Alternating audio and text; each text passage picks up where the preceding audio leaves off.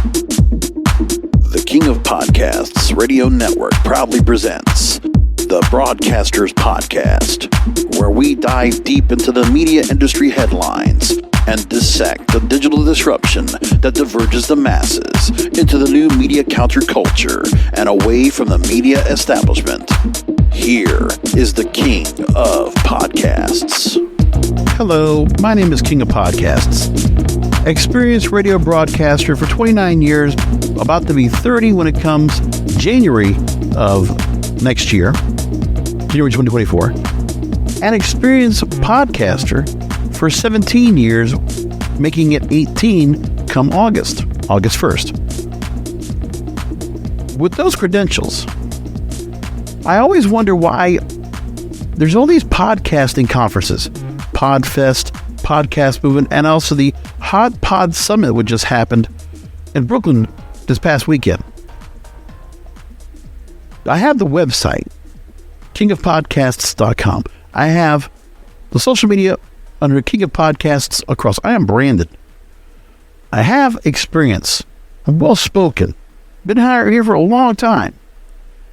And I still ask myself, what is it about these podcasting conferences where someone like me, who is an experienced, qualified, more than qualified, expert podcaster, I have worked on hundreds of podcast series. I've worked on tens of thousands of hours of content. Edited, produced, hosted, recorded, on location.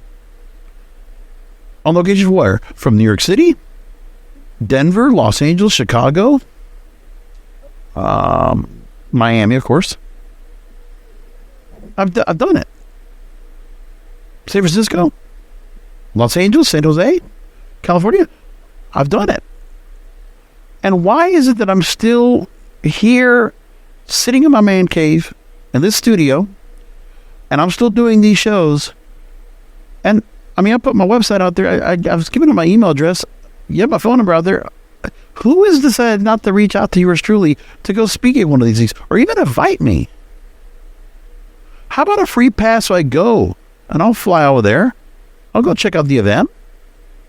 But nobody ever does that.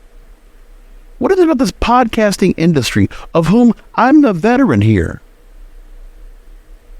I've been here longer than almost everybody else out there.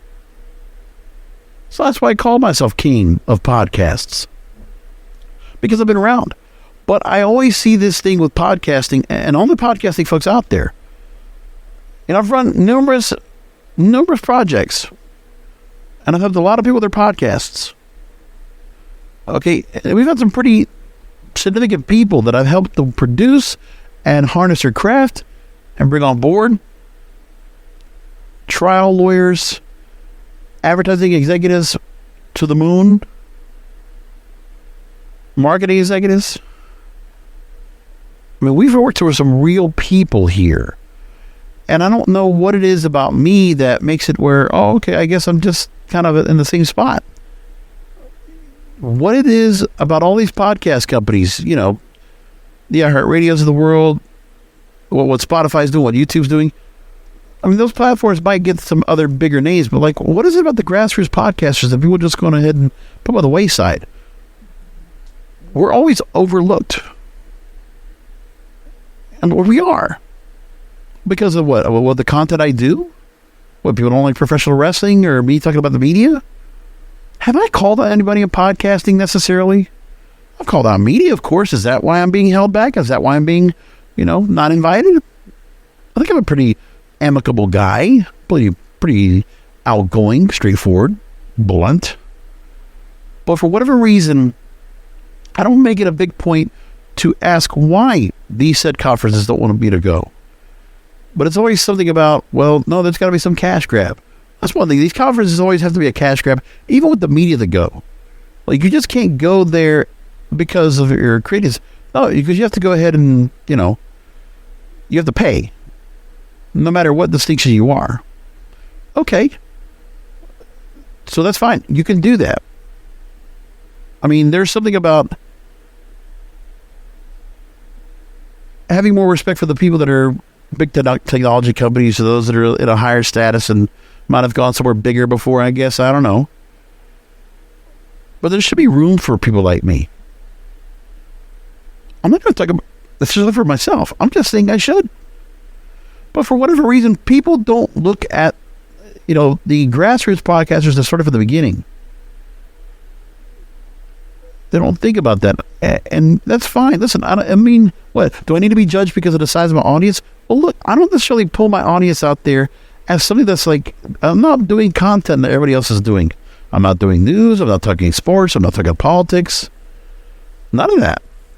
Hell, of my programming, the most listened to program I have right now is on cannabis radio. So cannabis. And I'm not even in the business of it. I'm just a good interviewer. Which is fine. I've done it. I mean, hell, I've done a lot of interviews of this program. But for whatever reason, people just feel like, oh, well, we're just going to go with somebody else. Oh, okay. And I don't judge at all about who's going out there, who's talking. That's fine. But for me, it's funny how you still see people that are saying, oh, we're doing our first live show. We're starting a podcast. No shit, I've done a bunch of them. Hell, sometimes I have to do one show I'm launching a month. Right now I'm launching a show. In the middle of it, I need to get 3 more episodes out of them so we can get started. But otherwise, we're just rocking and rolling.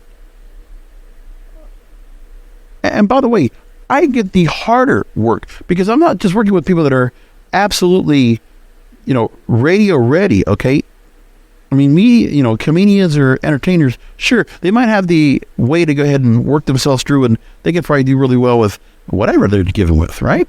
You got people that are able to go and, think on the fly. They can actually host. But then some of these big celebrities, you need to have somebody on as a producer that has to be the anchor to help them get to the show, right? What I do on a regular basis, I'm on a rant here, just bear with me, okay? I do a lot of sponsored programming. It's like brokered programming, okay? There's nothing to sleep about. I enjoy it. But I make it a point of taking people that absolutely have no radio experience whatsoever and turning them into radio people. Do you understand that? I help people to become radio broadcasters, to become podcasters, and pretty spot on, incredible, and notable. I mean, I've had some people come on and do some really good work. Great interviewers, great series to put on. And we do a lot of interview style programming on all the stuff that I work on. Hell, I mean, for myself, I did the podcasting myself 10 years ago because I wanted to learn, not just to do production. I wanted to be able to get for myself and understand where things are now with podcasting year to year. The pivot, as the Hot Pod Summit folks like to go and talk about, which we're going to talk about tonight.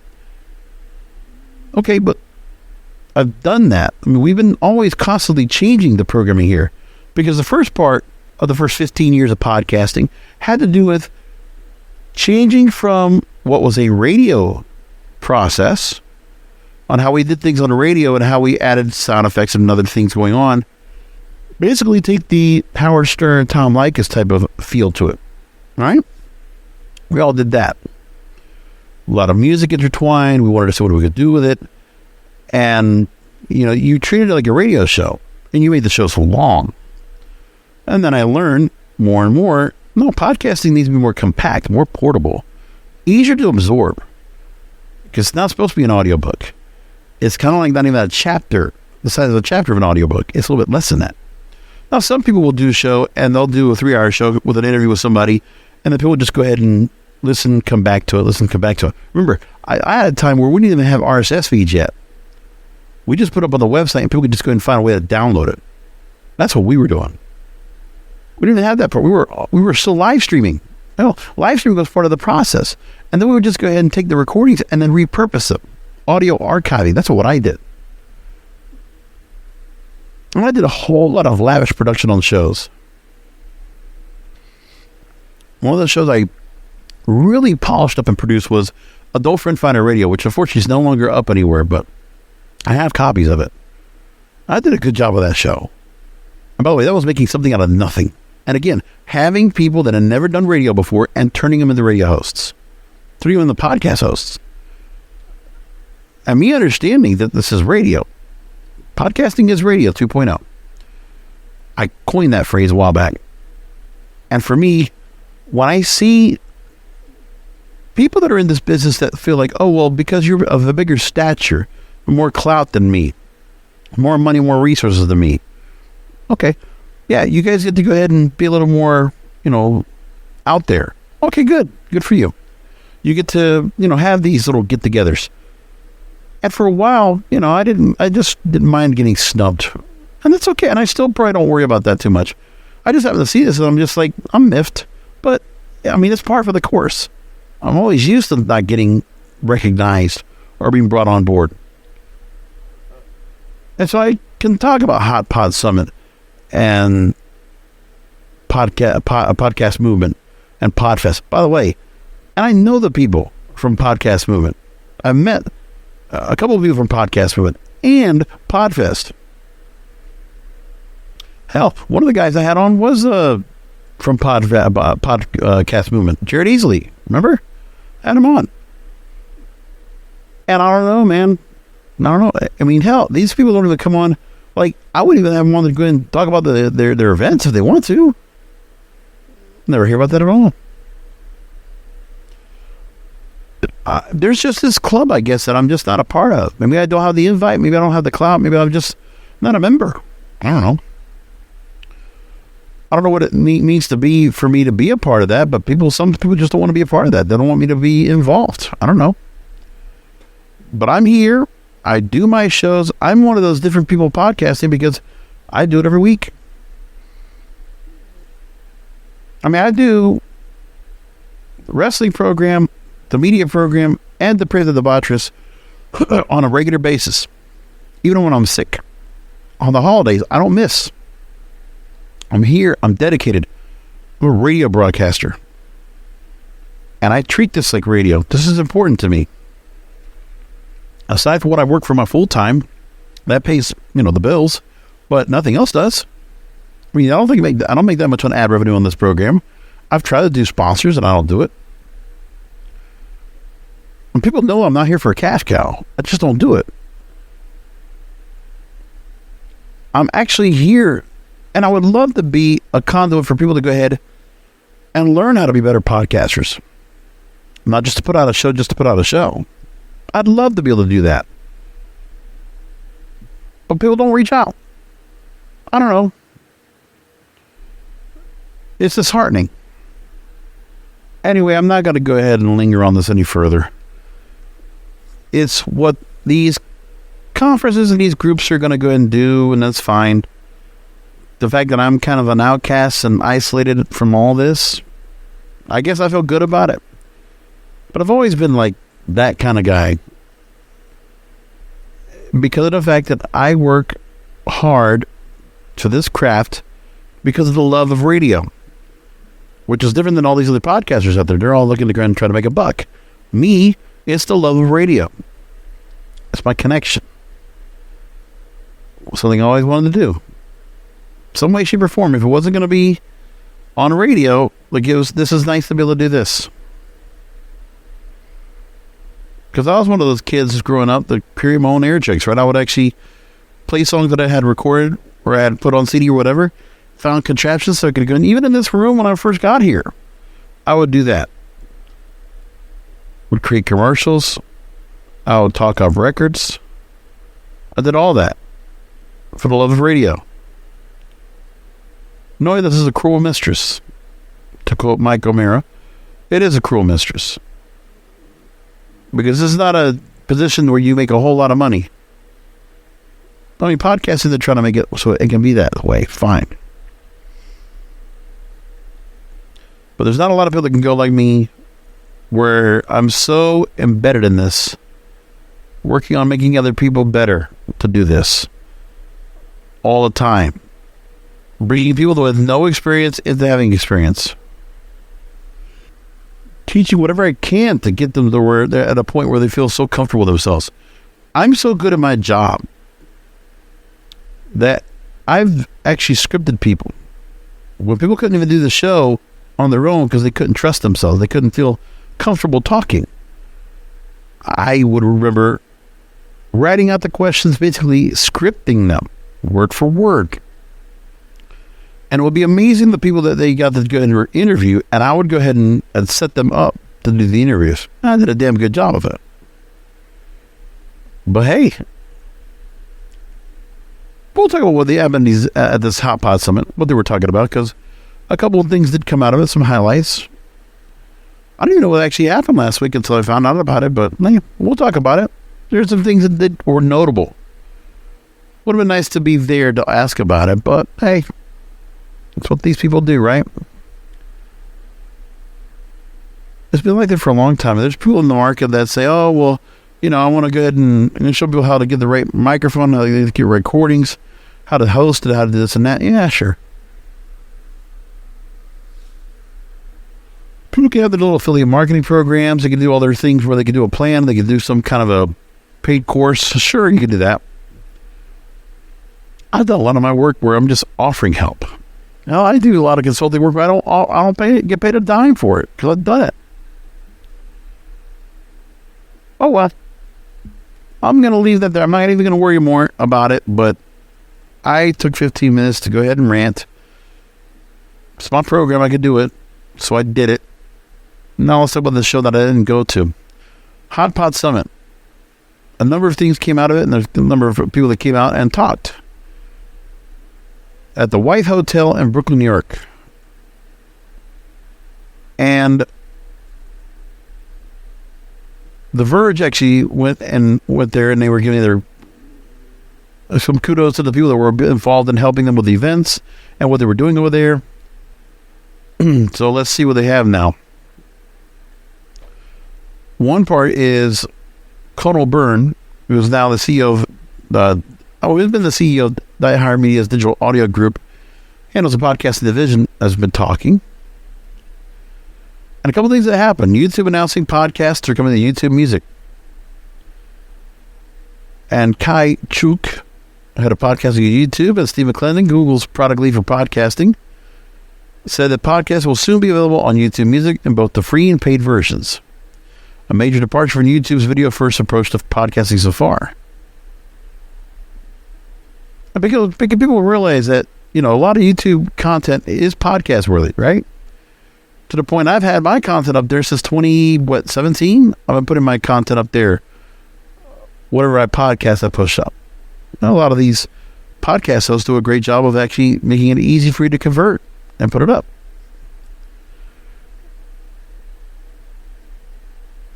So YouTube listeners will have access to the kind of features that have been coming to expect on other platforms.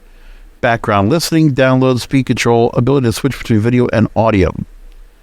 And McLennan's talking about integrating our system to the platform at launch. But right now they just want to enable a better consumption experience for existing video podcasts.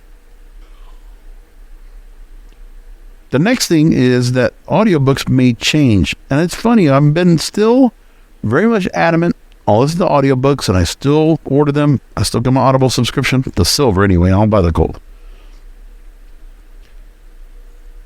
They spoke with Spotify's head of audiobooks, Nir Zitcherman, and author podcaster Richard Rubin, and Penguin Random House's Audio's senior vice president of production, Dan Zitt, with 2 T's.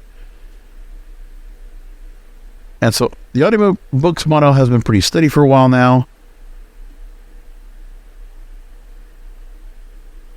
That Spotify is going to try to make audiobooks available for free, supported by advertising. But Spotify would not go down the path and say that the model would be interesting. But it's being talked about as being rumored.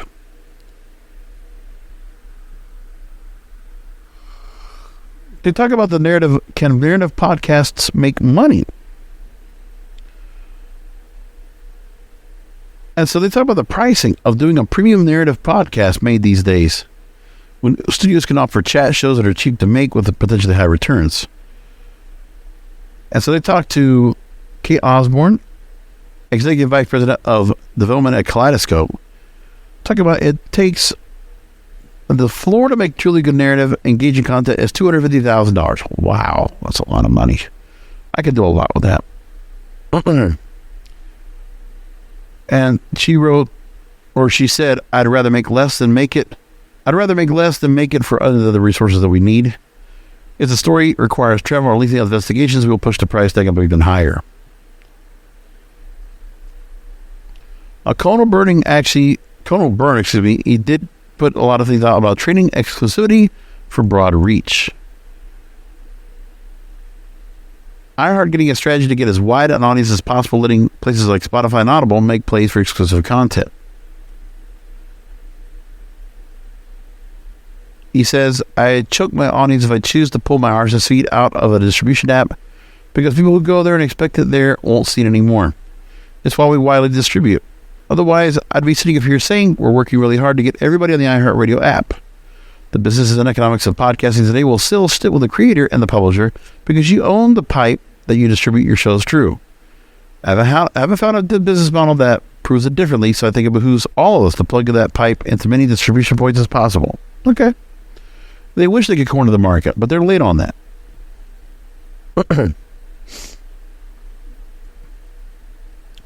They mentioned that they have 70 plus shows in the iHeart Podcast Network, driving over 1 million monthly downloads or more. The only reason we've had that number is because of broadcast radio marketing. We'll talk about iHeart in a little bit because there's some not so good news that are going through right now, which they deserve. So that's what The Verge actually reported. Let me go through the other stories that were out there that also spoke on this. The other one that I looked at, first of all, was from Hollywood Reporter. They went and reported, and they gave a story right after the fact. So we're talking about on the major picture where Spotify poured more than $1 billion into licensing deals and acquisitions in the past few years and revised their podcast leadership, had show cancellations in their podcast division, and they're reevaluating their spending when it comes to podcasts. Now, they're repeating the same things that we're talking about here. Byrne actually brings up the point and says that last year when we were all in this room, we could not stop talking about Spotify, right? This year, all in this room, we're all talking about YouTube and video. Despite podcasting being an audio medium, there's been a growing interest around the role of video podcasting. It's been going on for a couple of years, by the way, if you didn't know that yet. And that video podcast can help drive more views, especially if a podcast host has a notable guest on for an interview, and can be more easily be shared and have a chance to go viral on popular platforms like TikTok. And with more views being more ad impressions and more money going into the pockets of creators and executives. But then the question is asked, will video really be what injects new energy into a maturing medium? And Hot Pot audience members, spoke with the Hollywood Reporter, giving their comments about it, and it was mixed. There's more that was also reported by YouTube, especially after the fact of the Hot Pod Summit, saying that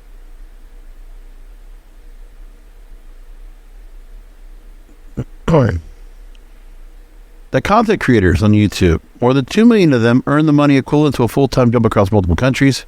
And YouTube has begun experimenting with different methods that let creators make money, including shopping-related features and ad revenue sharing on shorts. And there's also a highlight that's going on with YouTube about multilingual features, dubbing clips into another language and auto caption. A lot of things are going on where Google and YouTube are making a play because they still need to go and have growth. And there's new content creators all the time, and there's always content that we're going to look for the 80 million viewers that are on YouTube on a regular basis, like myself. Interesting, though. Now let's get back to Conal Byrne for a minute. He talked to The Verge, and he talked about what he thinks right now when it comes to with Nilay Patel, by the way, who spoke with him. There was a story that was written about him from Hot Pod Summit. That's all one big opportunity for iHeartMedia Digital CEO Conal Byrne. Amid layoffs and looming recession, folks are concerned about the audio industry, and he says he's not worried. Another Bob Pittman out there, right? He brings up the fact that iHeartMedia came along and offered us 2 or 3 things specifically. One was just investment. Make more shows, make more great content, and level up the stuff that you're doing. Then, second, the massive marketing machine. They're using broadcast radio to promote all their programming. Third thing is a sales team. 3 or 4 people who are a formal official sales team at Stuff Media. iHeartMedia has 1,300 salespeople in all 50 states. 160 or so markets were divided up in the country. By the way, remember, in radio, there's always salespeople around. How many are actually getting paid on just commission? Probably a lot. So salespeople are out there all they want. What do you want, right? Of course, he kisses Bob Pittman's ass, says, Bob has a certain energy and vision about him, where he's able to run large companies as if they were startups. This is why I don't go to the podcast conferences, because I had to meet up with Bob. Remember? Podcasting's radio's birthright. Don't forget he said that. It's very immediately noble when you sit in a room with him and talk to him for 30 seconds. Definitely helps when we jumped in. He is doing a lot of cheerleading for iHeartMedia in this story, so I'm not going to go through that. I'm just kind of skipping through it. And there's a question that is asked here by Nile. It's an interesting question, and I'll take Conal's answer here. Radio and podcasting have very different constraints. You're saying, there's a seamless back and forth, but surely you must see, okay, on this distribution I make this. This is what the audience wants. Terrestrial radio distribution is a thing that we're all very familiar with. Where's the tension here? And he goes on and says, to some extent you kill creativity and true innovation when you start to reverse engineer what an asset could be for the content platform it's going to be distributed on. You almost certainly kill true creativity when you hit that moment. Podcasting has bucked that a lot to date. Resisting the notion that a podcast episode is supposed to be 28 minutes long and have 2 ad breaks. Actually a lot of different things. It could be a true crime loaded series, 8 to 10 episodes, 30 minutes long. It could be a stuff to blow your mind episode with just 2 guys talking for 3 hours. Both are completely okay and actually really perform well. It hasn't yet hit this moment of reverse engineering from the platforms it's on. But no, you're spot on. Broadcast radio is a highly formatted media type. I think if you were to sit down with any of these creators who are on broadcast radio, it would openly say that to you. Well, because terrestrial radio, you're on a clock. And you have these advertisers to worry about.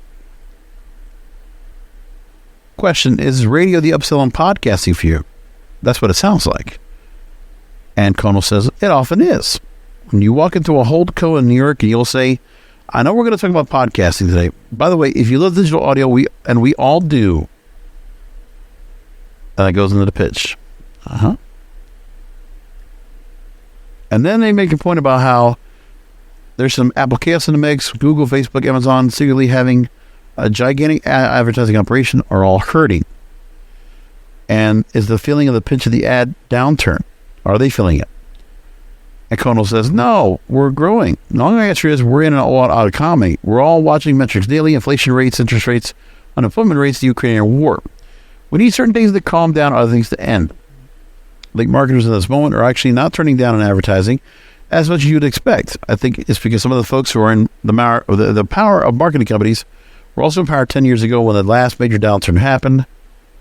There's a little bit more prioritization of continuing marketing, even though through a strange economy, that there might not have been if COVID-19 was so fresh. And there's a new thrust in influencer marketing, kind of like never went away, but now we're back to it again. Maybe it has something to do with the tools of targeting getting harder, so people are just cycling back to, right? So that's what Conal Byrne actually said as part of his deal. But, we're not hurting with advertising, we're not having any issues, right? This, trying to paint a nice, pretty picture on things. But the truth is, iHeartMedia is hurting. And that's according to the Hollywood Reporter. Their stock slides as Wall Street remains weary of advertising headwinds. JP Morgan analysts downgraded the stock on Wednesday, and the company's first quarter guidance is reflective of an uncertain macro environment. Shares went down on Wednesday 5.56% to $5.56. The lowest closing price since March 2020, and the stock was downgraded from underweight to neutral. To underweight from neutral. And price target is down from $5 to $10 a day after the company reported fourth quarter earnings, recording its highest quarterly ever revenue and adjusted earnings before EBITDA, right? Guidance.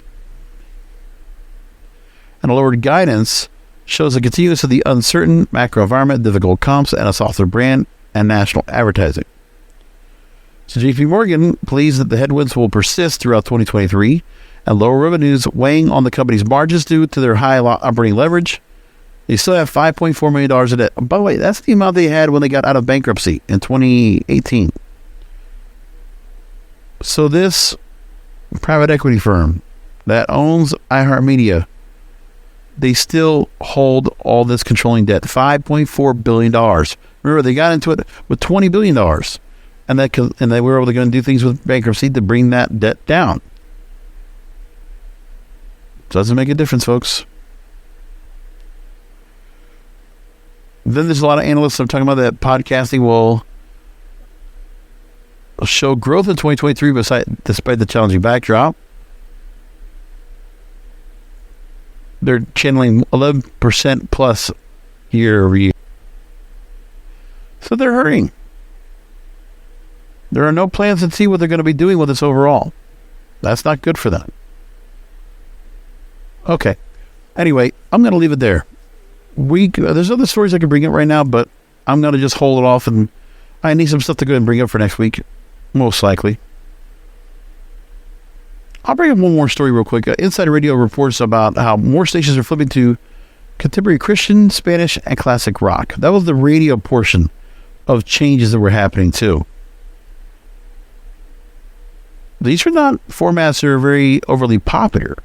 Among the top ranking stations around in the country, okay, here's what we got. There's growth for 3 different formats right now: contemporary Christian, classic rock, and all Spanish formats. More stations are flipping to those formats right now. Country's now the most popular of all. As of February 2023, 2,179 stations. News Talk is second, religion is third, contemporary Christian is fourth, Spanish is fifth. That's bad. So Coming Country is still very much a younger format, but for the most part, News Talk, you're talking about 50 plus, age 50 and older. Religion, I'm not sure what to think of that. I mean, I also think that's a very older demographic as well. But that's what we got right now. It's like there's just not much going on.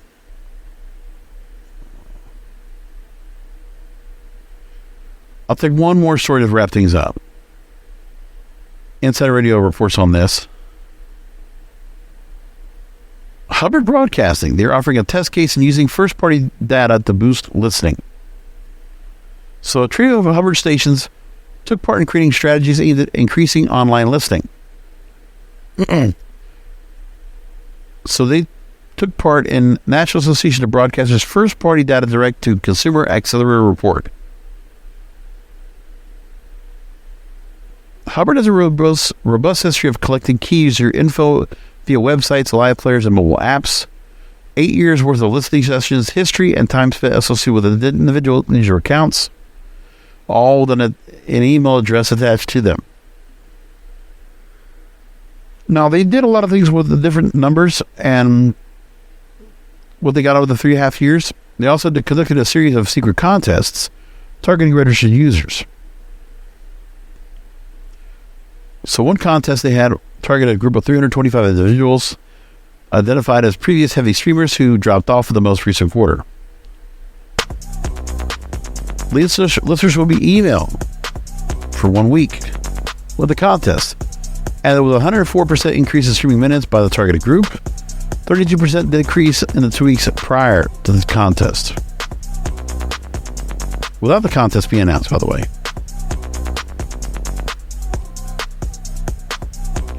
The conclusion is that first-party database helps identify who is listening, when and how often. They talk about how that we have a huge opportunity to nurture relationships with those listeners to keep them engaged with our stations. You got to find a way to just kind of bring them on board, lure them in. No marketing, no real promotion. We know these companies can't do it, so who is? It's those kind of things that are very troubling, disheartening. Got to tell you. That's the show for tonight. Thanks for listening in, catching the shows you always do. A few more stories I'll bring up next week. When it comes to AI, artificial technology, and music, ESPN wanted to be the hub of all sports streaming. Movie theaters are not dying, they're evolving. Those stories are going to bring up next week on the program, and whatever else comes up. And by the way, just to close things out, I enjoyed Cocaine Bear. It was pretty funny. It was good. This weekend I'll watch Creed 3, and then most likely, and I'm actually thinking about watching the AEW Wrestling pay-per-view in the movie theater this weekend. I'm still on the fence, but it sounds like fun. Maybe I'll go do it. I don't know yet. Anyway, I hope you'll join me for another Broadcasters podcast. Until then, content is king, and the control of your content is in your hands. Thank you for listening to the Broadcasters Podcast. Find all the links to subscribe to the show by going to broadcasterspodcast.com. And don't forget to check out the King of Podcasts wrestling program, the Wrestling is Real podcast, exclusively at wrestlingisreal.com.